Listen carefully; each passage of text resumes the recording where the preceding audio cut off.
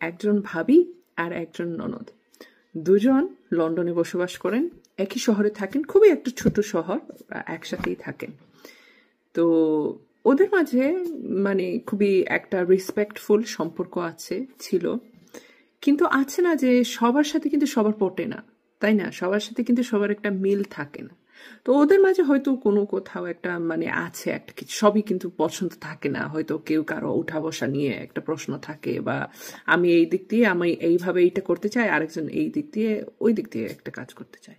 তো কি হয় যে ওরা আস্তে আস্তে একে আরেকের সাথে কথা বলা বন্ধ করে দেয়, একদম টোটাল বন্ধ। কিন্তু এই যে মাঝখানে ফর এক্সাম্পল এই যে ননদ আছেন, ওনার যে হাজব্যান্ড, উনি কিন্তু সবসময় ওনার কি বলে ওটা সম্বন্ধিক, ওনার বাড়িতে যাচ্ছেন, ভাবির সাথে কথাবার্তা হচ্ছে, ওনার বাচ্চারাও কিন্তু মামিকে অনেকটা সম্মান দিচ্ছেন, মামি মামি বলে পাগল, মামিকে অনেকটা ভালোবাসেন, মামিকে রাস্তায় পেলে জড়িয়ে ধরে। এমন ওই যে ভাবি আছেন, ওনার বাচ্চারাও কিন্তু ফুফুকে অনেক ভালোবাসে, ফুফুর জন্য কিন্তু প্রাণ ভালোবাসে।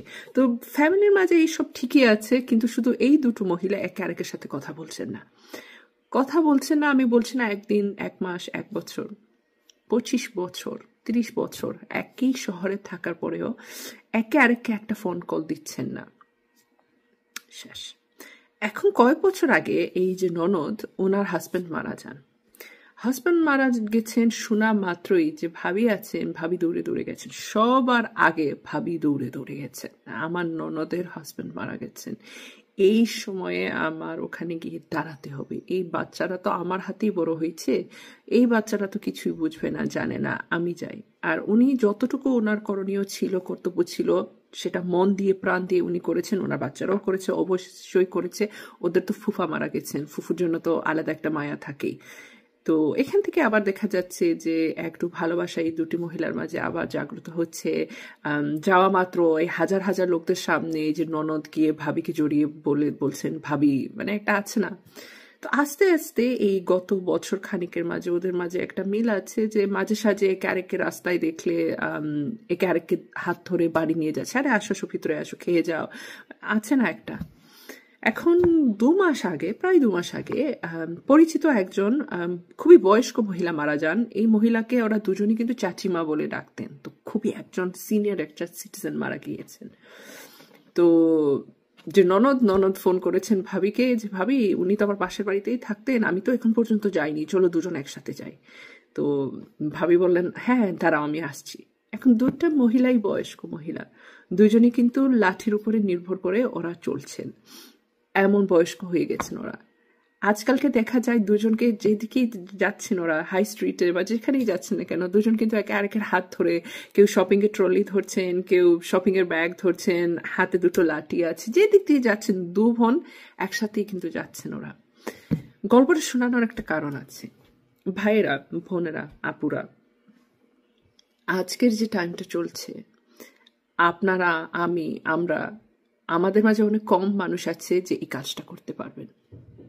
আপনারা হয়তো বলতে পারবেন যে কি বলছে বিজি বাটারফ্লাই। আমি এটা বলতে চাই যে এই যে মুখ শয়তান আছে, এই যে মুখের ভিতরে জীব আছে না, এটা হচ্ছে শয়তান। আমার মা সব সময় আমাদেরকে বলতেন আর কিছু শাসন করো আর না করো, এই জীব শয়তানকে সবসময় শাসনের ভিতরে রাখবে, কারণ এইটার কারণেই কিন্তু এখনো শাস্তি ভুগতে হয়, পরবর্তীতেও করতে হয়। এই যে দুই বয়স্ক মহিলা, ওরা কখনো একে আরেককে নিন্দা করেনি, ওদের সম্পর্ক এইভাবে শেষ হয়ে গেছে, কিন্তু কেউ কারো প্রতি কোনো তিক্ততা রাখেনি, ফোন করে গালাগলজ করেনি।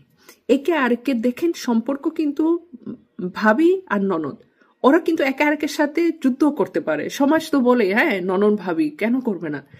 একটা ফোন কল করেও বলেনি যে তুমি এই কারণে খারাপ হচ্ছ, তুমি এই কারণে এইটা হচ্ছ, তোমার বাচ্চা এটা হচ্ছে, তোমার স্বামী এটা হচ্ছে, তোমার ফ্যামিলি এটা হচ্ছে, কেউ কাউকে কিছু বলেনি।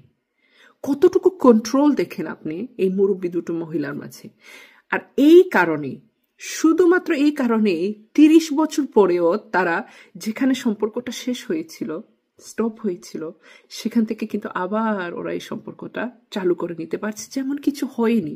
কারণ বাস্তবেই কিছু হয়নি, ওরা একে আরেককে একটা গাল দেয়নি, কটু কথা বলেনি, নিন্দে করেনি। আমরা কি করি আজকালকে, আমরা হচ্ছে শুনিয়ে রে, আরে মনে আছে গত সপ্তাহে কি বলেছিলিস, তুই তো এইটা বলেছিলিস, তোর তো নিজেরই ভাই বোর সাথে পটে না, তুই তো বলেছিলিস তোর বোনের সাথে এটা হচ্ছে, মানে মনে করিয়ে দেওয়াটা আমাদের পিএইচডি, আমাদের সবার কাছে একটা পিএইচডি আছে। আর এই জিনিসটা যে আছে মুখ শয়তান, এই মুখ শয়তান কিন্তু আমাদেরকে কন্ট্রোল করছে। আমরা মুখ শয়তানকে এখন আর কন্ট্রোল করতেই পারছি না। যেদিকে যাই এই দিকে আজকালকে দেখি নিন্দা, অবহেলা, পূর্বকাল ধরে আরেকজনকে নিন্দে করা, অপমান করা। আমরা নিজে থেকে যে রাস্তাটা আছে, সাথে করে নিয়ে যাওয়া যে রাস্তাটা আছে, রাস্তাটা দরজা যেটা আছে সেটাকে আমরা বন্ধ করে দিই, এইভাবে মুখ শয়তানের জন্য বন্ধ করে দিই আমরা।